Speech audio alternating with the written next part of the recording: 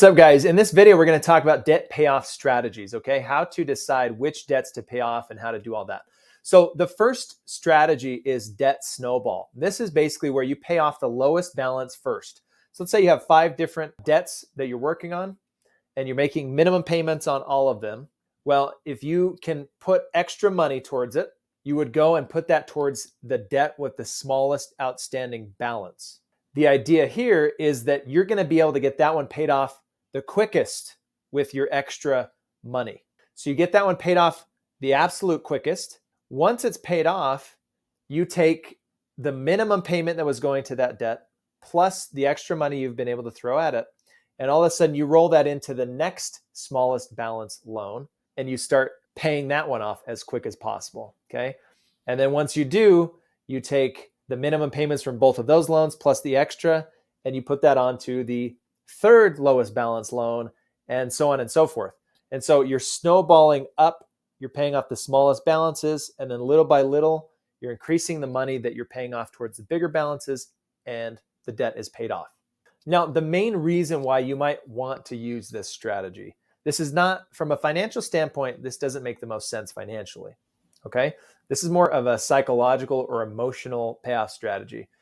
The reason why is your lowest balance could have a really low interest rate, and you might have a different loan that actually has a higher interest rate. In other words, it costs you more to have that loan. And so you're actually paying off the lower balances without regard to which loan actually costs you more and paying off that one first. But so financially speaking, it's not the most efficient way to do it, but from an emotional standpoint, you're getting small wins.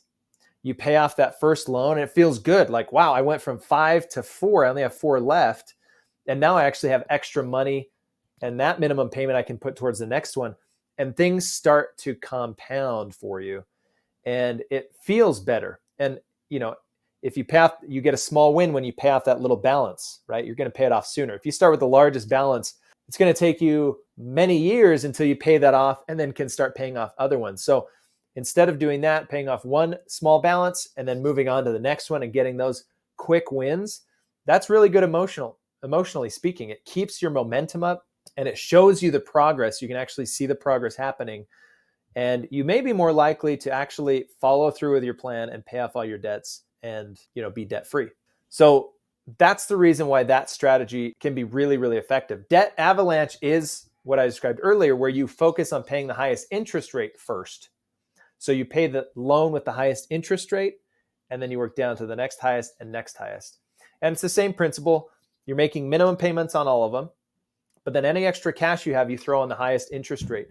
Reason being, you want to get rid of that debt the quickest because it's your most expensive one. And once that's paid off, then you move on to the next one.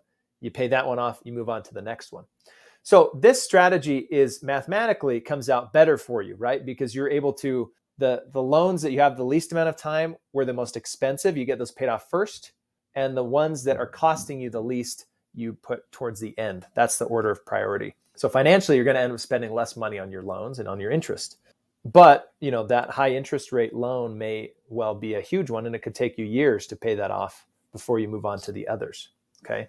And so there's, financially speaking, it's better. Emotionally, it may not be. So how do you pick which one you should go for? Decide and understand, become aware of who you are and what your habits are and what they've been, right? And decide what makes the most sense for you. If you are going to be very disciplined about this, and you just need to create a strategy that works and you're going to stick to it no matter what, like you have that confidence in yourself, then maybe the Debt Avalanche one makes the most sense. It's going to save you the most money overall. But if you have a habit of starting and stopping things and you get frustrated when you don't see the progress and things like that, then maybe you want to start with the Debt Snowball and just get those quick wins as you work your way up to paying them all off, right? That can keep the momentum moving. With people that use the Debt Avalanche, maybe they don't need that momentum. They just set everything on auto pay and be like, okay, I'm throwing an extra $1,000 a month. I'm going to put it on this loan. And then when that's done, I'll just roll it over and keep going. It's very platonic, low emotional involvement or attachment to the loans negatively. So Debt Avalanche could work well.